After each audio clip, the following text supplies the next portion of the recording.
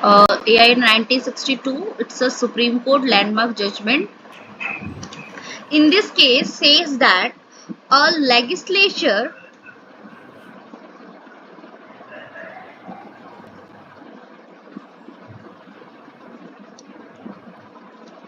all guys are writing now?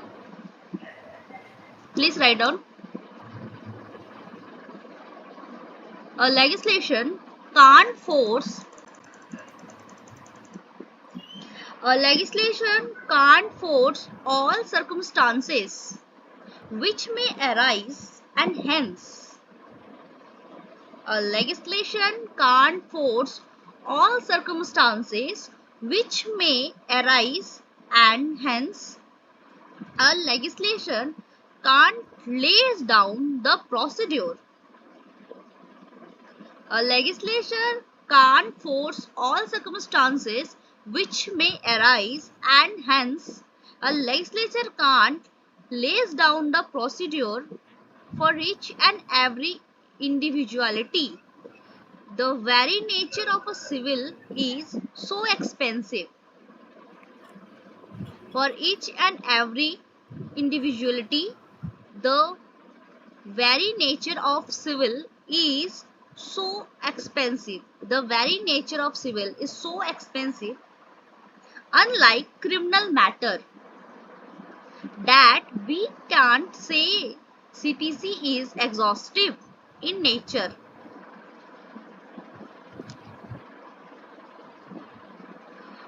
Full stop. Many things may arise. Many things may arise. The legislation failed to force it. Many things may arise. The legislation failed to force it. Full stop. So, which mean the CPC is a silent.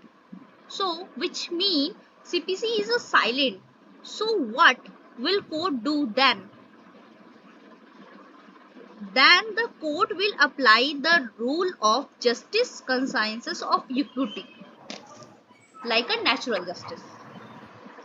Then the court will apply the rule of justice, conscience and equity. Okay, CPC exhaustive नहीं होने का reason ये है ना कि हमारे बहुत सारे जो सिविल राइट्स है उसके कुछ ऐसे सिविल राइट्स हमारे लॉ और एक्ट्स में दिए हुए हैं जिनके खुद के प्रोसीडिंग्स है. जस्ट सपोज आपके हम एग्जाम्पल में देख सकते हैं कंपनी लॉ, इसके खुद के प्रोसीडिंग्स है. उसके बाद लोकल लॉ, स्पेशल लॉ, इन सब के पास ना खुद की राइट्स है. तो CPC not so that exhaustive in nature. वो अपने आप में पूरी तरह से एग्जॉस्टिव नहीं है क्योंकि वो सभी को कवर कर ले. आप जैसे क्रिमिनल प्रोसीडिंग को देख लो, सीआरपीसी. सीआरपीसी मतलब क्रिमिनल प्रोसीडिंग्स जितनी होती है वो सीआरपीसी के अंडर ही आती है. कुछ कुछ के अपने प्रोसीडिंग्स है, just like juvenile justice, POCSO.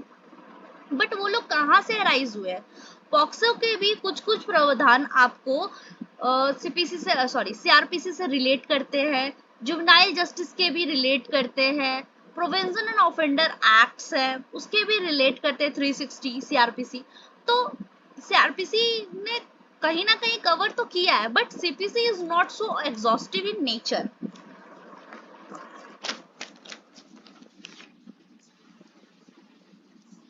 उसके बाद सेकेंड थिंग इज आता है आपका, जब भी हम लोग सीपीसी पढ़ते हैं तो हम लोग एक चीज पढ़ते हैं, कॉज ऑफ एक्शन. हम लोग सीपीसी जो प्रोसीडिंग्स पढ़ रहे हैं वो किसके ऊपर की प्रोसीडिंग्स पढ़ रहे हैं? तो कॉज ऑफ एक्शन, हम कॉज हमारे राइट एंड लायबिलिटी के ऊपर हमारा कॉज ऑफ एक्शन है. तो what do you mean by the cause of action exactly? कि कॉज ऑफ एग्जैक्टली हम कॉज ऑफ एक्शन किसे कहते हैं? Anyone tell me? Anyone here? Just unmute yourself and try to say. Hindi में भी बोल सकते हो, कोई दिक्कत नहीं है. जैसे मैं हिंदी में समझा रही हूँ आप लोग हिंदी में भी बोल सकते हो. कॉज ऑफ एक्शन का मतलब क्या होता है? चार्ज फेम होते हैं मैम। सतेंद्र, आपकी आवाज थोड़ी सी लो आ रही है, आप प्लीज माइक के सामने आके बोलो। विवादों का स्त्रीकरण में। हाँ, विवादों का स्त्रीकरण, बट एग्जैक्टली मतलब आप इसको थोड़ा सा एक्सप्लेन कर सकते हो? जैसे मैम सीआरपीसी में 211 से 224 तक है, एविडेंस एक्ट में सेक्शन में है खंड 3 में उसके। ठीक है, मच बेटर, वेरी गुड, आपने हिम्मत तो की एटलीस्ट सामने आने की। इंग्लिश में अच्छा Rajendra, where the conflict arise in between the parties. English okay नहीं तब, जानता मैम, हिंदी से किया है मैंने। सॉरी, मैम इंग्लिश नहीं बोल सकता मैं, ज्यादा नहीं आती नहीं, नहीं है। कोई बात नहीं, कोई बात नहीं, बस आपको कॉन्सेप्ट समझ में आना चाहिए, आप इंग्लिश में करो हिंदी में करो कोई दिक्कत नहीं है, बस कॉन्सेप्ट समझ में आना है ना। जी हो सकता है क्योंकि बहुत सारे कैंडिडेट ना हिंदी मीडियम वाले भी सिलेक्ट होते हैं और पहले रैंक में सिलेक्ट होते हैं, तो उसकी चिंता मत करो। हाँ, ये है कि मेरे नोट्स हिंदी में नहीं प्रोवाइड कर सकती क्योंकि मैं खुद इंग्लिश मीडियम से हूँ, हिंदी में आपको समझा सकती हूँ, मैं जो ठीक लिखवा रही हूँ आप लिखो और उसको गूगल ट्रांसलेट कर लो, अब इससे ज्यादा मैं क्या कर सकती हूँ। ठीक बट है। क्लास में बने रहो तो समझ में आ जाएगी। वो ठीक सिविल एक्ट जिसकी वजह से सिविल एक्ट हुआ है। अच्छा, ठीक है, thank you. Let's civil act हुआ। Okay, any other person? Ujjwala Pandey, can you say? You wanna say? What do you mean by the cause of action in the court?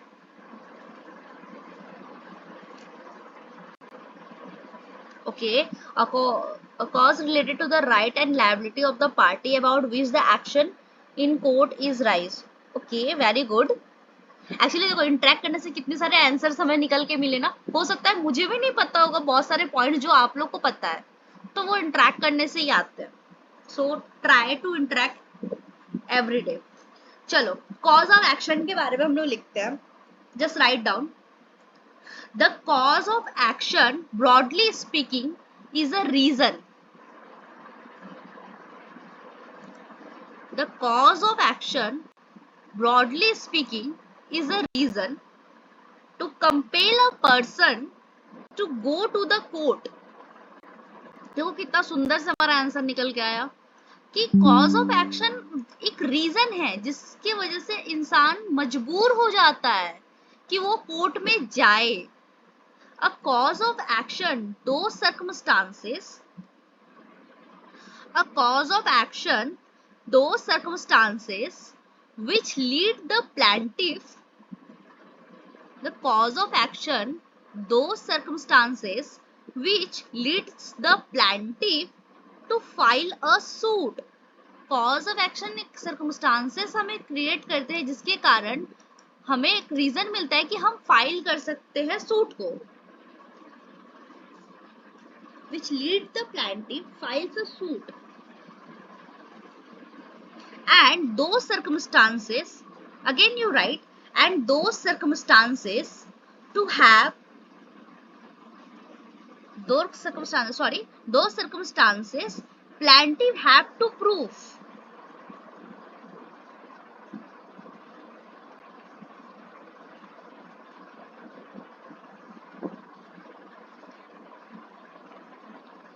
Those circumstances plaintiff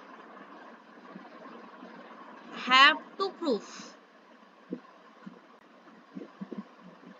Plaintiff have to prove to get relief.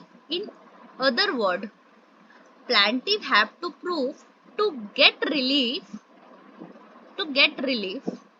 In other word, cause of action means, in other words, cause of action means all the condition, all the circumstances. Cause of action means all the condition, all the circumstances which exist to get relief. In other word, cause of action means, cause of action का मतलब होता है all the conditions, सारे condition, all the circumstances which exist, which the plaintiff have to prove, which the plaintiff have to prove, and which the defendant have to disprove, and which the defendant have to disprove for getting any relief. have to disprove for getting any relief.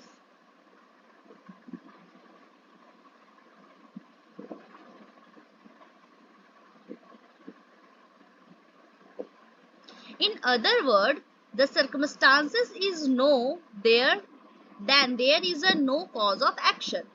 अगर circumstance, अगर आपको विवाद ही उत्पन्न नहीं होगा, आपका कोई circumstances ही नहीं होगा, तो किस बेसिस पे आप केस करोगे? ठीक है, क्लियर हुआ यहां तक सबको?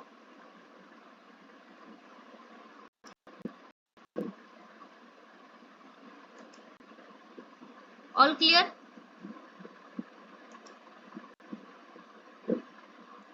के सो केस लॉ है क्या, वो लिख लो।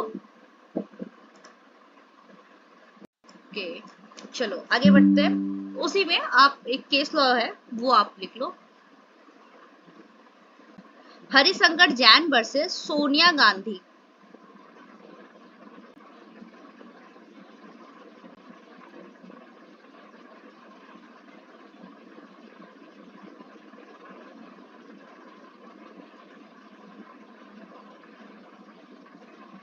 सुप्रीम कोर्ट, ये भी सुप्रीम कोर्ट की ही जजमेंट थी। The term cause of action means,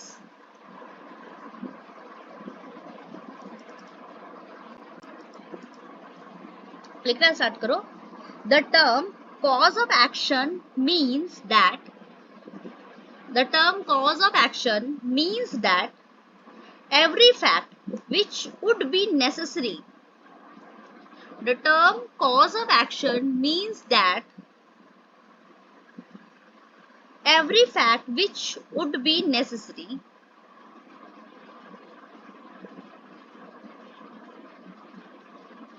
the term cause of action means that every fact which would be necessary plaintiff to prove in order to support. The term cause of action which means that every fact which would be necessary plaintiff to prove in order to support his right to a judgment by the court.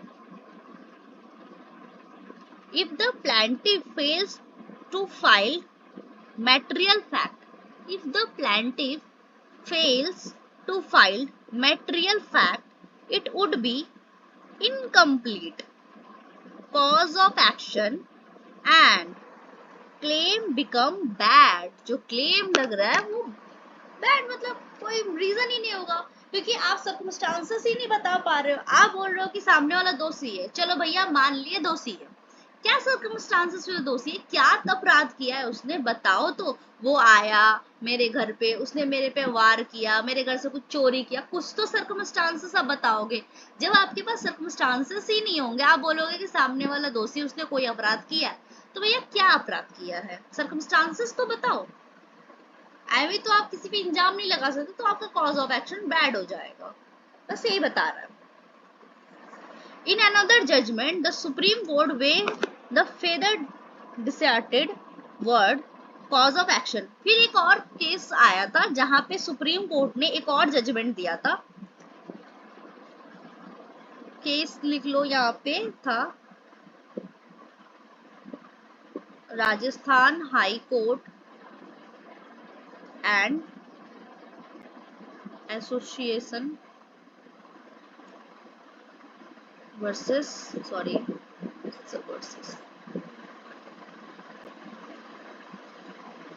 Versus union of India. इसकी AIR मुझे exactly recall नहीं है, सो मैं बाद में अगर याद आती तो मैं बता दूंगी ग्रुप में। लिख लो, in this very important judgement Supreme Court, in this very important judgement Supreme Court divided the word cause of action. ये जो इंपॉर्टेंट जजमेंट है, यहाँ पे सुप्रीम कोर्ट ने क्या किया था, जो कॉज ऑफ एक्शन वर्ड है उसको डिवाइड कर दिया था इनटू टू पार्ट, दो पार्टों में, टेकिंग अ नैरो व्यू, और बहुत ही एक नैरो व्यूज उसने लिया था। पहला wider view and narrow view. बोला कॉज ऑफ एक्शन दो तरीके से हम भैया देख सकते हैं, एक नैरो व्यू में, एक वाइडर मतलब बड़े से पैमाने पे।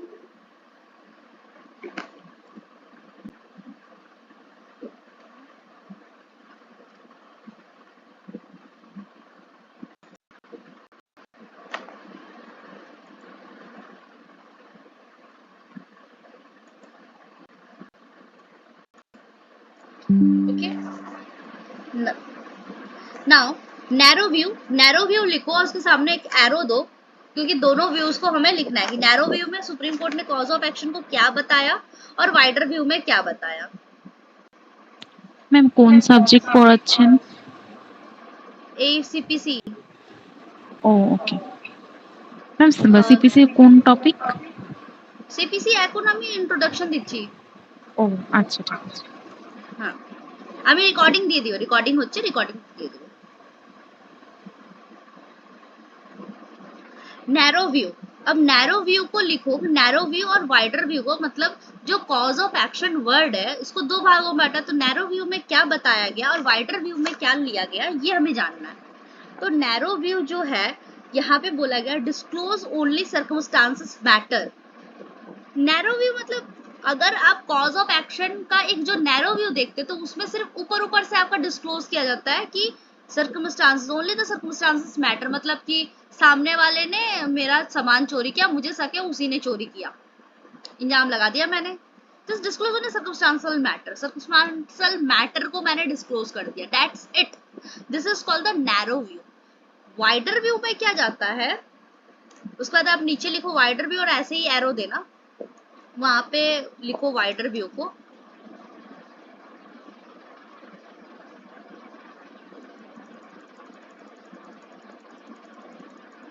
সম্প্রীতি তোমার অসুবিধা হবে না তো হিন্দিতে? আমি হিন্দি বলছি। না ম্যাম অসুবিধা হচ্ছে না। হলে তুমি আনমিউট করে আমাকে জিজ্ঞেস করবে। Okay ma'am. Hmm,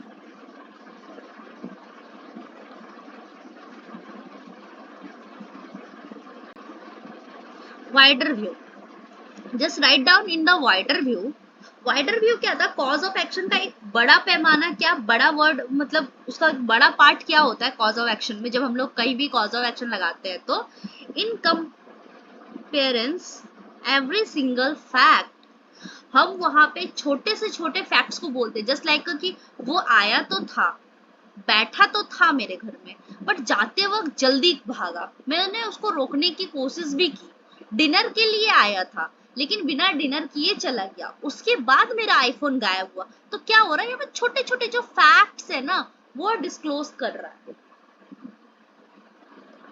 single fact which will necessary the plaintiff to prove, ये सारे फैक्ट जरूरी है प्लांटिव को, मतलब केस कौन कर रहा है, फैक्ट्स कौन बता रहा है, कॉज ऑफ एक्शन कौन लगा रहा है, प्लांटिव। तो ये सारी चीजें प्लांटिव को जरूरी है बताना, अगर उसने ये नहीं बताया तो जजमेंट उसके फेवर में कभी नहीं आएगा। तो ये सारे फैक्ट्स को बताता है। To get the judgement, judgement पाने के लिए will necessary a plaintiff to prove to get a judgement. उसके बाद लिखो in his favour, in his favor, full stop, it bundle of fact, it's a bundle of facts taken is a wider view of cause of action, it's a bundle of fact taken is a wider view of cause of action, मतलब ये एक bundle of fact है, मतलब पूरे facts का एक जमावड़ा है जो कोर्ट में हम सामने रखते हैं, सर देखिए ये चीजें मेरे साथ हुई है, इसे ही वाइडर व्यू कहते हैं कॉज ऑफ एक्शन का।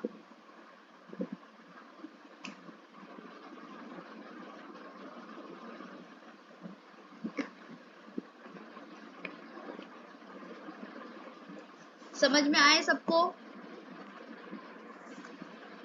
चलो, और फेमस जजमेंट है देहरादून मसूरी इलेक्ट्रॉनिक ट्रॉम्बे, सबने सुन पढ़ा होगा, जिसमें सूट को डिफाइन किया गया था, सीपीसी का मोस्ट इंपॉर्टेंट जजमेंट है।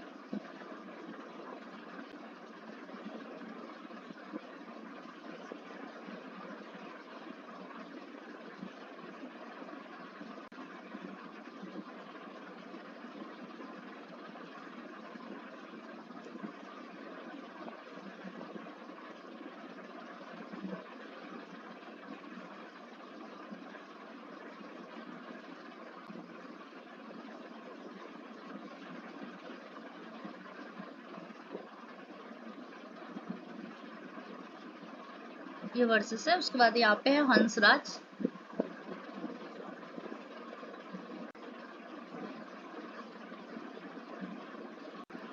पीसी 1933, ठीक है।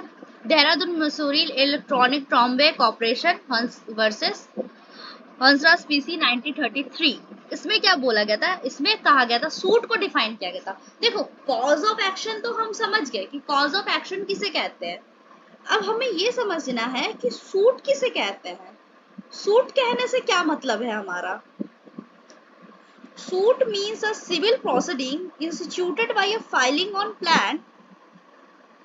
सूट का मतलब होता है एक सिविल प्रोसीडिंग जो इंस्टीट्यूट किया गया filing on a plan. On another word, a civil proceeding instituted in the court. Suit means a civil proceeding. Suit means a civil proceeding instituted by filing on plan. Instituted by filing on plan. Another word, a civil proceeding instituted. Another word, a civil proceeding instituted in the court. Another word, civil proceeding instituted in the court by presenting on plan is known as a suit. By presenting on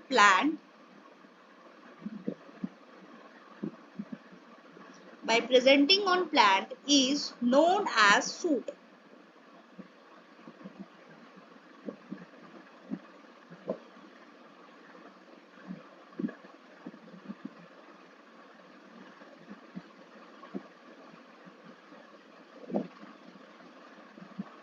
ठीक है। अब उसके बाद लिखो what are the ingredients of suit.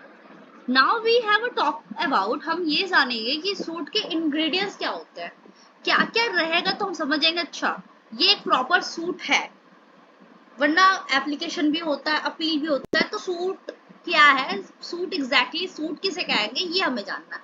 तो वहां पे नीचे में लिखो what are the ingredients of suit, उसके नीचे 1 2 3 करके लाइनिंग देना।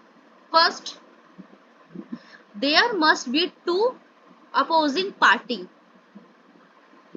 लिखो there must be 2 opposing party. Second lining लिखना there must be subject in dispute. There must be subject in dispute on controversy. There must be subject in dispute on controversy. Third points लिखना there must be cause of action, जो अभी हमने पढ़ा।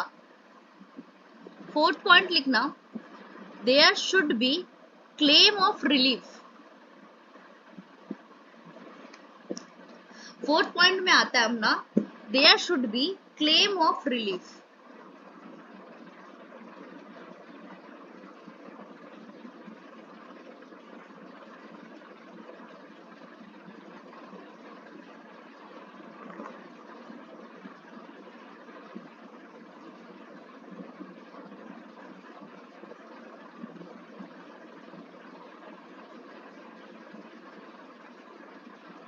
हो गया सबका।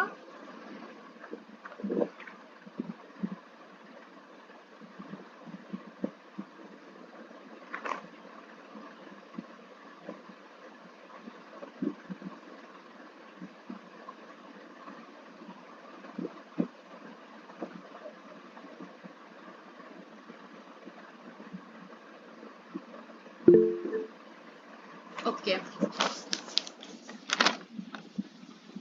Now cause of, देखो कोई भी हम जो प्रोसीडिंग स्टार्ट करते हैं उसके लिए हमें सूट फाइल करना पड़ता है, फिर हमें राइट्स एंड लायबिलिटी देखनी पड़ती है, फिर कॉज ऑफ एक्शन देखना पड़ता है।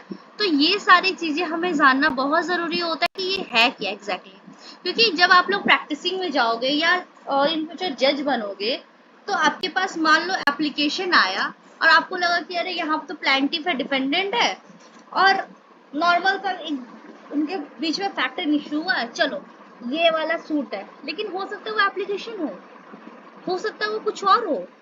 जब आपको एग्जैक्टली मीनिंग नहीं पता होगी, क्या इंटरव्यू में कोई सिचुएशन क्रिएट करके पूछ दिया गया और पूछ दिया गया क्या दिस इज अ सूट, आपको लगेगा हाँ भाई प्लेंटी वे डिपेंडेंट है, सूट ही होगा, बट नहीं, आपको यहाँ पे देखना पड़ेगा कि वहां पे क्लेम रिलीफ के लिए कोई क्लेम हुआ है कि नहीं, कोई रिलीफ ग्रांट हुई है कि नहीं, सब्जेक्ट मैटर कुछ डिस्प्यूट का कोई सब्जेक्ट मैटर है या नहीं, ये सारी चीजें हमें देखनी पड़ती है। उसके बाद हमारा नेक्स्ट पॉइंट आता है, is any difference application of petition, जो हम पिटिशन फाइल करते हैं या जो हम एप्लीकेशन डालते हैं, दोनों में क्या कोई डिफरेंस है एप्लीकेशन ऑफ पिटिशन में? सोमप्रीति,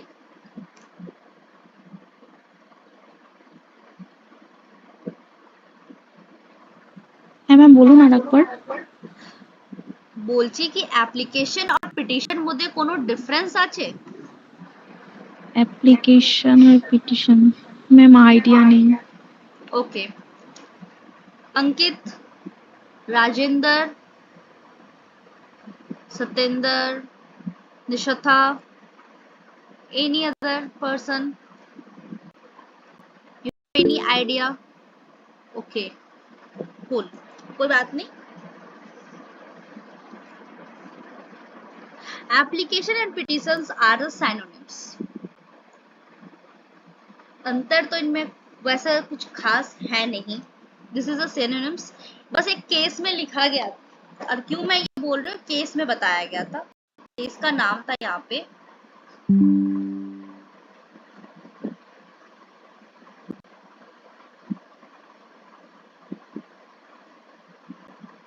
versus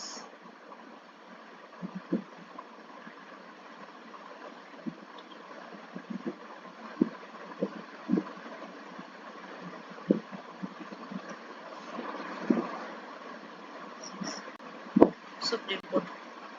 application and petitions are a synonyms, बस दोनों एक दूसरे के पूरक है। What is a plaint? अब एक और हमारा आता है कि प्लेंट क्या है, तो plaint is a nothing, question लिख लो व्हाट इज अ प्लेंट, उसके नीचे आंसर लिखो, just write down this answer.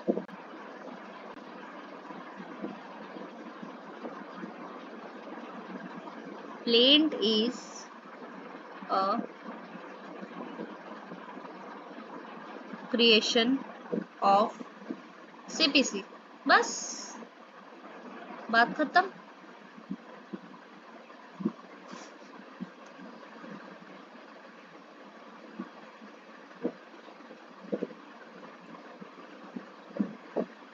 फिर एक क्वेश्चन आता है व्हेन प्लेंट बिकम पिटिशन, जो हमारा प्लेंट है वो पिटिशन कब बनता है?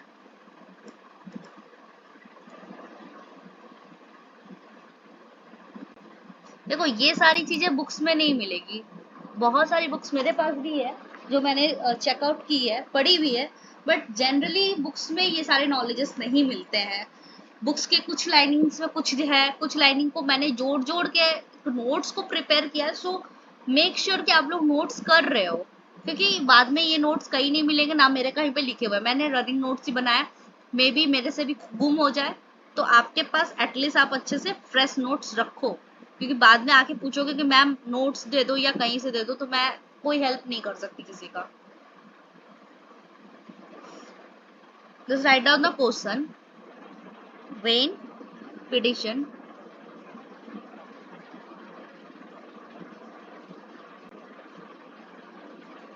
become plaint,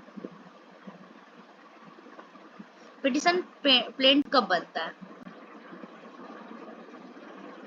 when it's governed by order 1, order 2, order 6, order 7। हम आगे जाके इसको इलाबोरेटली पढ़ेंगे इसमें क्या क्या है, क्योंकि एडिंग द पार्टी, जॉइंडर, ये सारी चीजें हैं हमारे ऑर्डर्स में। जस्ट सपोज ऑर्डर 1 आप लोग निकालो, पार्टी टू द सूट्स है, ऑर्डर 2 फ्रेम ऑफ सूट होगा, क्योंकि हमने एक प्लेंट लगाई, अब वो जाके आगे जाके हमारा केस बनेगा उसके ऊपर, तो पिटिशन कब बनेगा? उसमें पार्टी जो सूट्स है एडिंग करेंगे, ज्वाइनिंग करेंगे, फ्रेम करेंगे सूट्स को, देन ऑर्डर 6 आएगा हमारा, प्लीडिंग, जनरली प्लीडिंग आएगी, उसका ऑर्डर 7 आएगा प्लेंट के बारे में, वहां पे दिया हुआ है कि प्लेन्स को कैसे डॉक्यूमेंट्स को लगाने हैं, रिटर्न स्टेटमेंट लगानी है, तो बाद में चल के वो केस का रूप ले रहा है ना धीरे धीरे, तो पिटिशन बन रहा है। नाउ आज हम लोग पढ़ेंगे सबसे important chapter, history of CPC. CPC की हिस्ट्री क्या है, इसकी उत्पत्ति कैसे हुई। आज जो सीपीसी हम देख रहे हैं ना, पहले ये वाली नहीं थी, पहले कोई और सीपीसी थी।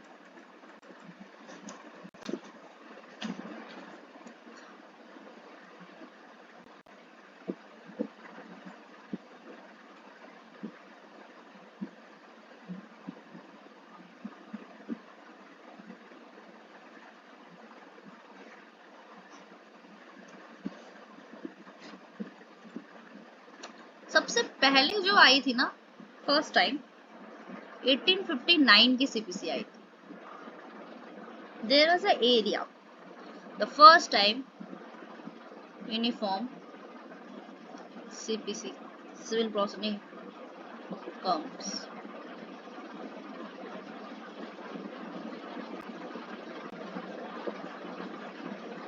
फर्स्ट टाइम आई थी यूनिफॉर्म सीपीसी, लेकिन इसमें बहुत सारे लैक्स थे, जिसके कारण सेकेंड लॉ कमीशन ने ये कहा, जो सेकेंड लॉ कमीशन था उसने ये कहा, says make a uniform civil code for India, क्योंकि 1859 उस टाइम हमारा देश आजाद नहीं हुआ था, वो ब्रिटिशर्स का रूल था। ब्रिटिशर्स ऑब्वियसली जो भी रूल बनाएंगे अपने फायदे के लिए बनाएंगे, हमारे लिए वो कभी कुछ नहीं बनाने वाले। तो ये जो रूल था, रेगुलेशंस जो बने थे सीपीसी के फर्स्ट टाइम, वो ब्रिटिशर्स पॉइंट ऑफ व्यू से बनाए गए थे।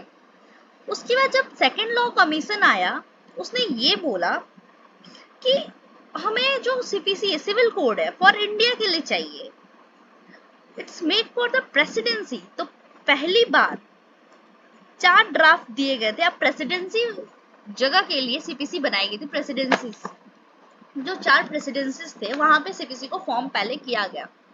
ये जो मैं बोल रही हूँ वो लिखते रहना अपने वर्डिंग में। जो प्रेसिडेंसीज थे, 4 में तो प्रेसिडेंसी, पहला प्रेसिडेंसी था बंगाल, जहां से हम बिलोंग करते हैं। सेकंड मद्रास, थर्ड था बॉम्बे, उस टाइम मुंबई नहीं था, बॉम्बे कहा जाता था। उसके बाद था नॉर्थ वेस्टर्न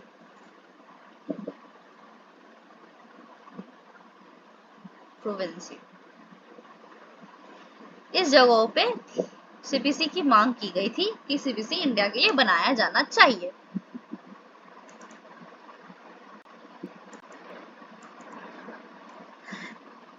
पहली बार 4 ड्राफ्ट को एक करके यूनिफॉर्म इंडियन सीपीसी बनाई गई थी, क्योंकि ये जो 4 प्रेसिडेंसी फॉर्म थे, इन्होंने अलग अलग अपने अपने ड्राफ्टिंग दी थी, और इन चारों ड्राफ्टिंग को, ये जो प्रेसिडेंसी फॉर्म थे, इन्होंने 4 ड्राफ्टिंग दी थी।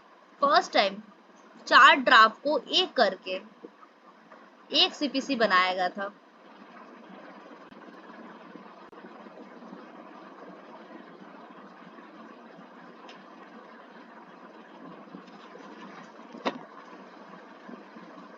लेकिन ये जो सीपीसी था, इसमें भी सो मेनी लैक्स आ गए, बहुत सारी कमियां आई इसमें भी।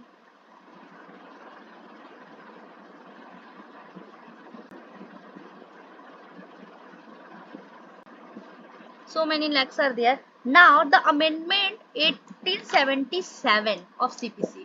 उसके बाद क्या हुआ, 1877 की अमेंडमेंट हुई, 1877 में इसको अमेंड किया गया।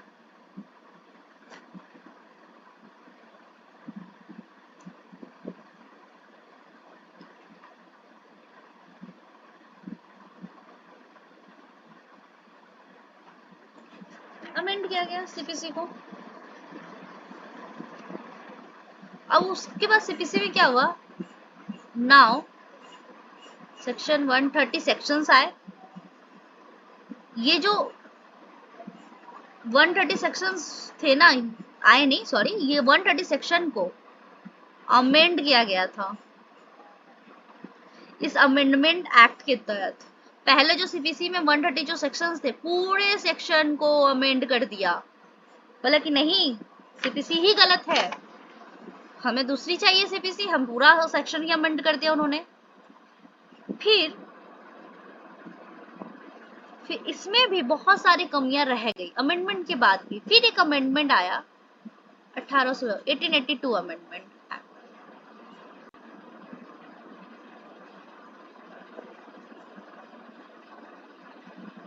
उसके बाद क्या हो गया, इसको बनाया गया। अब इसको जब बनाया गया, इसमें भी बहुत सारे प्रॉब्लम्स आए, सॉल्व नहीं हो रहे थे केसेस, राइट, बहुत सारे मुद्दों को लेके इसमें बात नहीं कही गई थी, बहुत सारे राइट्स एंड लायबिलिटीज की बात यहाँ पे नहीं कही गई थी, बहुत सारे मुद्दे यहाँ पे स्किप कर दिए गए थे जो कि हमारे पर्सनल राइट्स को लेकर डील करते हैं। अब क्या हो, फिर से again fresh writing CPC.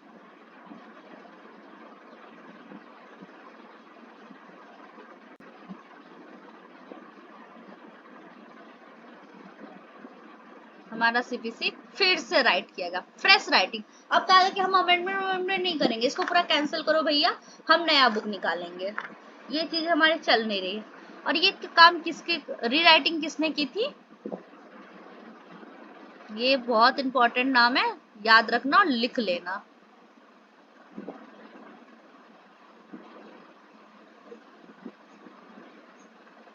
Richards. और इन्होंने जो रीराइटिंग की थी ना, ये 12 मार्च को हुई थी, सीपीसी आई थी 12 मार्च 1908। और ये वाली जो सीपीसी थी भाई साहब, ये सीपीसी पता है कहाँ एप्लीकेबल होती थी,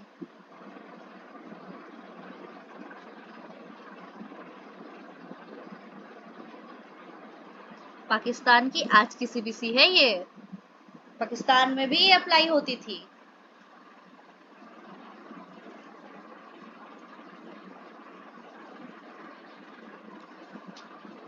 और इसको एक्शन में लाया गया, ये बनी रीराइट इस टाइम को हुई थी, लेकिन इसको एक्शन में लाया गया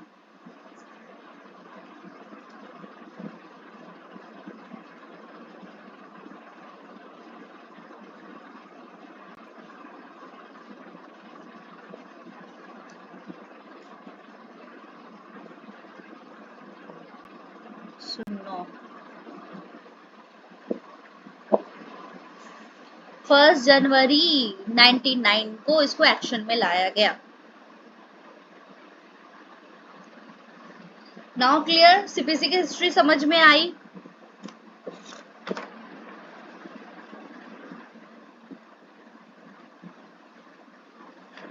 Everyone have clear now? Please tell me. अभी और भी कुछ बाकी अमेंडमेंट्स बतानी है मुझे। ম্যাম বুঝেছি ম্যাম, বলছি প্রথম দিকে যেগুলো পড়িয়েছেন সেটার একটু রেকর্ডিংসটা আমাকে পাঠিয়ে দেবেন। হ্যাঁ, আমি পার্সোনালি পাঠিয়ে দিব তোমাকে। হুম।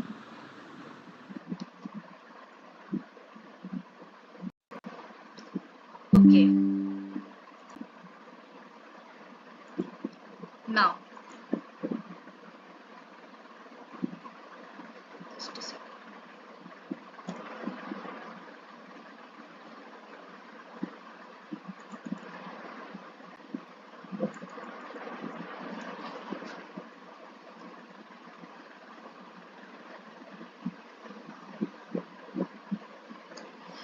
अब यहाँ पे क्या आता है, एक और सीन सीपीसी में 99 की तो सीपीसी हमारी बन गई, लेकिन ये जो 1909 की जो सीपीसी हमारी बनी थी,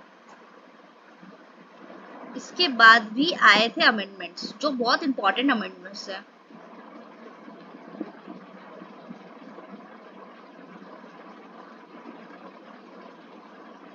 एक तो आया था 1919 का और एक आया था 2000 का।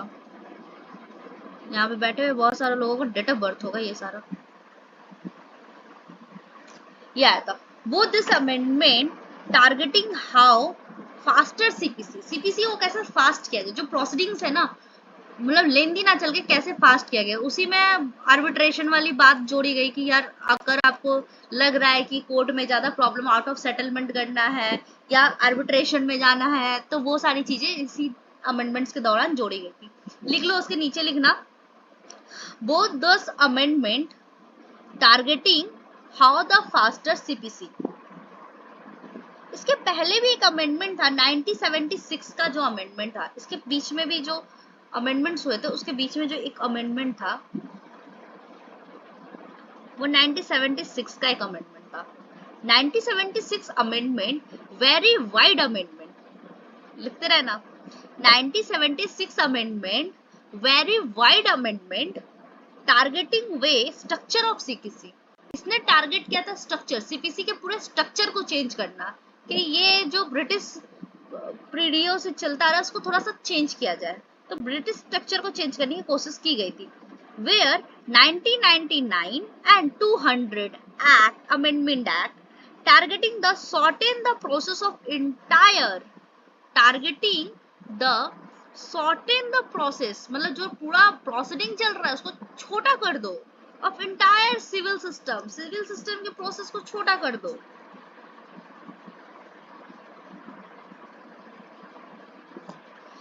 This amendment were challenge by the case, और ये सारे अमेंडमेंट जो हुए 1999 एंड 2000 के जो अमेंडमेंट्स हुए चैलेंज भी किए गए थे। ऐसा नहीं है कि इनको चैलेंज नहीं किया गया था, चैलेंज भी किए गए थे। पहला चैलेंज था Salem advocate bar association versus union of India. Xylem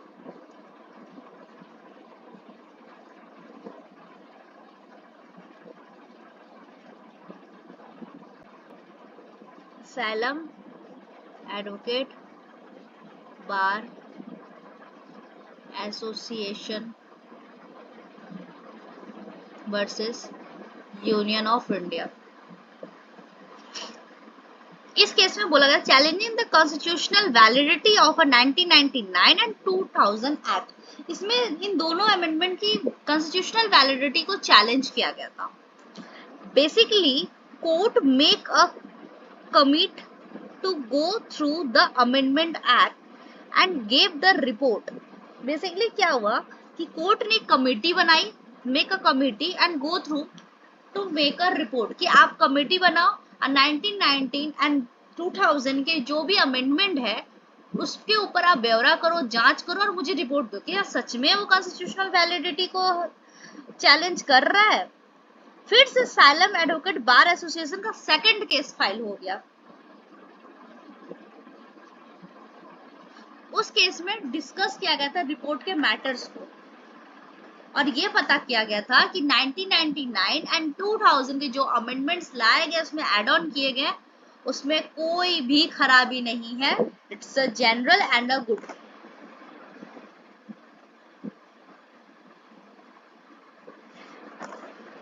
now आज की क्लास यहीं पर खत्म करते हैं।